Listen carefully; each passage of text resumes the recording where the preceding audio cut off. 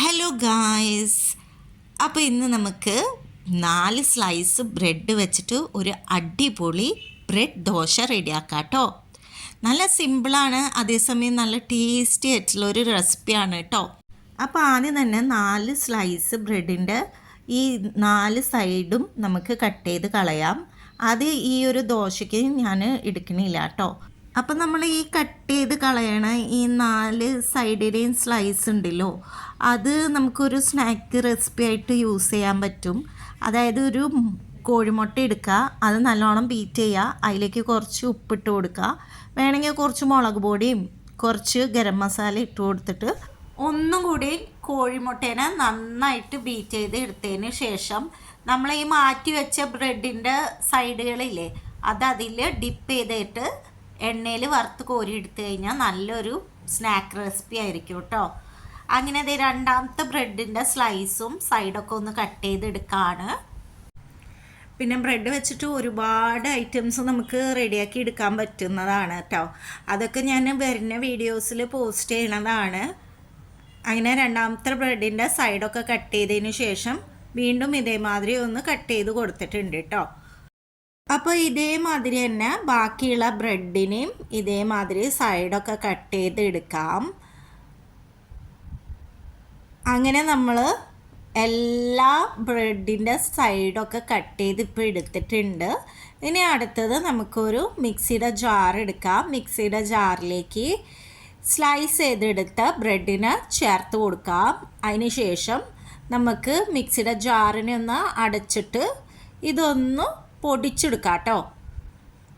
അപ്പോൾ ഇപ്പം നമ്മുടെ ബ്രെഡ് ഒന്ന് ഇതേമാതിരി പൊടിച്ചെടുത്തിട്ടുണ്ട്. അതിന് ശേഷം ബൗൾ എടുക്കുക, അതിലേക്ക് ഒരു കോഴിമുട്ട പൊട്ടിച്ച് ചേർത്ത് കൊടുക്കുക കേട്ടോ. ഒരു കോഴിമുട്ട ആണ് 4 സ്ലൈസ് ബ്രെഡിന് ആവശ്യമുള്ളത്. അതിന് ശേഷം ഒരു സ്പൂണ് റവ ചേർത്ത് കൊടുക്കാം. റവ ചേർത്തതിന് ശേഷം നമ്മൾ പൊടിച്ചെടുത്ത ബ്രെഡിൻ്റെ പൊടി ഉണ്ടല്ലോ, അത് ഇതിലേക്ക് ചേർത്ത് കൊടുക്കാം. അത് കഴിഞ്ഞിട്ട് നമ്മൾ ഇതിലേക്ക് ഒരു 2 സ്പൂണ് തൈര് ചേർത്ത് കൊടുക്കാം കേട്ടോ. അധികം പുളിയില്ലാത്ത ടൈപ്പ് തൈര് 2 സ്പൂണ് ചേർത്ത് കൊടുക്കുകയാണ്.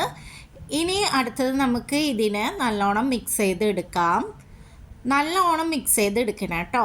അപ്പോൾ വീട്ടിലൊക്കെ ഗസ്റ്റൊക്കെ വരുമ്പോൾ ഇതേമാതിരി വെറൈറ്റി ബ്രേക്ക്ഫാസ്റ്റ് ട്രൈ ചെയ്ത് നോക്കുക. അപ്പോൾ അവർക്ക് ഒട്ടും തന്നെ മനസ്സിലാവില്ല ഇത് ബ്രെഡൊക്കെ വെച്ചിട്ട് ചെയ്ത ദോശ റെസിപ്പിയാണ് കേട്ടോ. ആ ടേസ്റ്റും ഭയങ്കര വ്യത്യാസമുണ്ട്. അപ്പോൾ ഇതേമാതിരി കുഴച്ചെടുത്തതിന് ശേഷം ഒരു മിക്സിയുടെ ജാർ എടുക്കുക, അതിലേക്ക് നമ്മൾ കുഴച്ചെടുത്ത സാധനത്തിന് ചേർത്ത് കൊടുക്കുക കേട്ടോ. അത് കഴിഞ്ഞിട്ട് ഇതിലേക്ക് ഒരു അല്പം വെള്ളം ചേർത്ത് കൊടുക്കുക കേട്ടോ. ഒരല്പം മാത്രം ചേർത്ത് കൊടുത്താൽ മതി. ആദ്യം കുറച്ച് ചേർത്തതിന് ശേഷം ഒന്ന് അരച്ചെടുക്കുക കേട്ടോ. അപ്പോൾ ഇനി അരച്ചെടുക്കാൻ പോവാണ്. ഇപ്പം നമ്മൾ ഇതിനെ ഒന്ന് അരച്ചെടുത്തിട്ടുണ്ട്. അപ്പോൾ ഇത് ഞാൻ യൂസ് ചെയ്ത വെള്ളം വെച്ച് അരച്ചെടുത്തപ്പോൾ ഇത് നല്ലോണം അരഞ്ഞ് കിട്ടിയിട്ടില്ല, കുറച്ചും കൂടി അരയാനുണ്ട് കേട്ടോ. അപ്പോൾ ഇതിലേക്ക് ഇനി ഒരു ലേശം കൂടിയും വെള്ളം ചേർത്ത് കൊടുക്കുക. അതായത് നമ്മൾ അരച്ചെടുക്കുമ്പോൾ സ്വല്പം വെള്ളം ചേർത്ത് കൊടുത്തിട്ട് വേണം അരച്ചെടുക്കാൻ, ഇല്ലെങ്കിൽ നമ്മുടെ വെള്ളം കൂടി പോകട്ടോ. ഇനി അടച്ചു വെച്ചിട്ട് ഒന്നുകൂടിയും ഇതിനെ അരച്ചെടുക്കാം. ഇപ്പോൾ ദേ നമ്മുടെ ബാറ്റർ റെഡി ആയിട്ടുണ്ട് കേട്ടോ. നന്നായിട്ട് അരഞ്ഞ് കിട്ടിയിട്ടുണ്ട്. അപ്പോൾ ഇതേമാതിരി വേണം നമുക്ക് ഇതിനെ അരച്ചെടുക്കാൻ. അപ്പോൾ ഇനി ഇതിനെ നമുക്ക് ഒരു ബൗളെടുത്തതിന് ശേഷം അതിലേക്ക് ഈ ബാറ്ററിനെ ചേർത്ത് കൊടുക്കാം കേട്ടോ. ബാറ്ററിനെ ബൗളിലേക്ക് ചേർത്തതിന് ശേഷം ഇതിലേക്ക് ആവശ്യത്തിന് ഉപ്പ് ചേർത്ത് കൊടുക്കാം. ഉപ്പ് ചേർത്തതിന് ശേഷം നന്നായിട്ട് ഇതിനെ ഒന്ന് മിക്സ് ചെയ്തെടുക്കാം കേട്ടോ. അപ്പോൾ ബാറ്ററിന് ഉപ്പ് ചേർത്തിട്ട് നന്നായിട്ട് മിക്സ് ചെയ്തതിന് ശേഷം നമുക്ക് സ്റ്റവ് കത്തിച്ച് കൊടുക്കാം. സ്റ്റവ് കത്തിച്ചിട്ട് നമുക്ക് സ്റ്റവിൻ്റെ മുകളിലേക്ക് ഒരു പാൻ വെച്ച് കൊടുക്കാം കേട്ടോ. അപ്പോൾ ഇനി നമുക്ക് ബാറ്ററിനെ ഒന്നുകൂടി മിക്സ് ചെയ്തതിന് ശേഷം ഇനി ദോശ ചുട്ടെടുക്കാം കേട്ടോ. അപ്പോൾ ഞാൻ ഒരു കയ്യിൽ മാവിന് നോൺ സ്റ്റിക്കിലേക്ക് ഒഴിച്ചു കൊടുക്കാൻ പോവാണ്. ഇനി നമുക്കിതിനെ പരത്തി കൊടുക്കാം കേട്ടോ.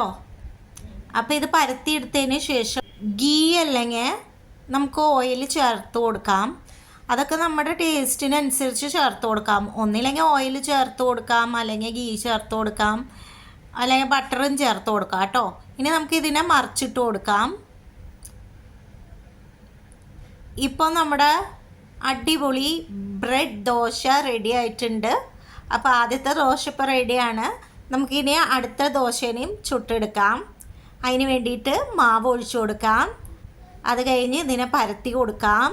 നോൺ സ്റ്റിക്ക് മാത്രമല്ല, എല്ലാ ദോശത്തട്ടിലും നമുക്ക് ഈ ദോശനെ റെഡിയാക്കി എടുക്കാൻ പറ്റും. നോൺ സ്റ്റിക്ക് ആണെങ്കിൽ ഒന്നും കൂടിയും ദോശ വിട്ട് വരാൻ എളുപ്പമായിരിക്കും കേട്ടോ. ഇനി ഇതിലേക്ക് ഗീ ഒഴിച്ചു കൊടുക്കുകയാണ്. അടുത്തത് നമുക്ക് ദോശേനെ ഒന്ന് മറച്ചിട്ട് കൊടുക്കാം. ദോശനെ മറച്ചിട്ട് കൊടുക്കുകയാണ്. പിന്നിലെ ദോശ ഒരു ഭാഗം റെഡി ആയതിന് ശേഷം മാത്രം മറിച്ചിട്ട് കൊടുക്കാൻ നോക്കാട്ടോ. ഇല്ലെങ്കിൽ ചിലപ്പോൾ നമ്മൾ ദോശനെ മറിച്ചിടുമ്പോൾ ദോശ പൊട്ടിപ്പോവും. അപ്പോൾ ഇതേമാതിരി ബാക്കിയുള്ള ദോശേനെയും നമുക്ക് ചുട്ടെടുക്കാം. അപ്പോൾ ഗായ്സ്, നമ്മുടെ ദോശയൊക്കെ ഇപ്പോൾ ചുട്ടെടുത്തിട്ടുണ്ട്. ഇനി നമുക്ക് ഇതിനെ ചട്നിയുടെ കൂടെയോ സോസിൻ്റെ കൂടെയൊക്കെ സെർവ് ചെയ്ത് കഴിക്കാൻ പറ്റുന്നതാണ് കേട്ടോ. എല്ലാത്തിൻ്റെ കൂടെ ഇത് നല്ലൊരു കോമ്പിനേഷനാണ്. എനിക്ക് സോസിൻ്റെ കൂടെ നന്നായിട്ട് ഇഷ്ടമായി. ഞാൻ സോസ് കൂട്ടിയിട്ടാണ് ദോശ കഴിച്ച് നോക്കിയത് കേട്ടോ. നന്നായിട്ട് ഇഷ്ടമായി. അപ്പോൾ എല്ലാവരും ഒന്ന് ട്രൈ ചെയ്ത് നോക്കുക ഈ റെസിപ്പി. അപ്പോൾ വീഡിയോ ഇഷ്ടമായി കഴിഞ്ഞെങ്കിൽ ഒന്ന് ലൈക്ക് ഇടാൻ മറക്കരുത്. അതുകൂടാതെ നമ്മുടെ അടുക്കള സ്വാദ് ആദ്യമായിട്ട് കാണുന്ന കൂട്ടുകാരുണ്ടെങ്കിൽ ഒന്ന് സബ്സ്ക്രൈബ് ചെയ്യാം കേട്ടോ.